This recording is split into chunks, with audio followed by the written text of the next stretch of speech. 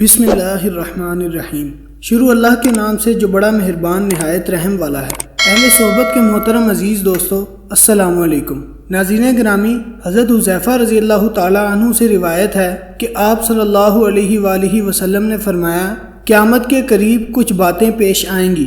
Number 1، غیر دین کے لیے شرعی علم پڑھا جائے گا، یعنی شرعی علم دین کے لیے نہیں بلکہ دنیا کے لیے پڑھا جائے گا، نعوذ باللہ۔ نمبر 2، آخرت کے کام سے دنیا کمائی جائے گی۔ نمبر 3، مال غنیمت کو ذاتی جاگیر سمجھ لیا جائے گا۔ مال غنیمت سے مراد قومی خزانہ ہے۔ نمبر 4، امانت کو لوٹ کا مال سمجھا جائے گا، یعنی اگر کسی نے امانت رکھوا دی تو سمجھ لیں گے لوٹ کا مال حاصل ہو گیا۔ نمبر 5، زکوٰۃ کو جرمانہ سمجھا جائے گا۔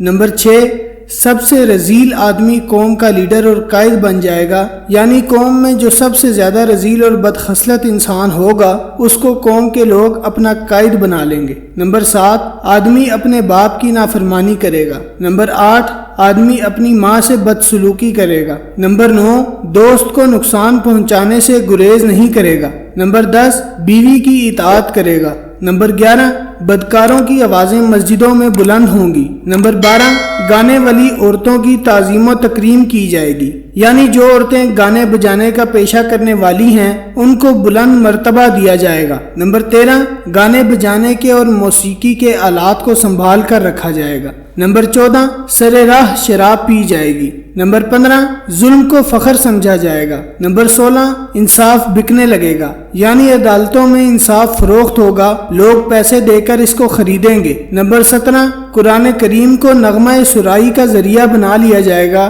یعنی موسیقی کے بدلے میں قرآن کریم کی تلاوت کی جائے گی تاکہ اس کے ذریعے ترنم کا مزہ حاصل ہو۔ نمبر 18، درندوں کی کھال استعمال کی جائے گی۔ نمبر 19، امت کے آخری لوگ اپنے سے پہلے لوگوں پر لعن طعن کریں گے، یعنی ان پر تنقید کریں گے کہ یہ کہیں گے کہ انہوں نے یہ بات غلط کہی اور یہ غلط طریقہ اختیار کیا۔ چنانچہ آج بہت بڑی مخلوق صحابہ کرام رضوان اللہ علیہم اجمعین کی شان میں گستاخیاں کر رہی ہے۔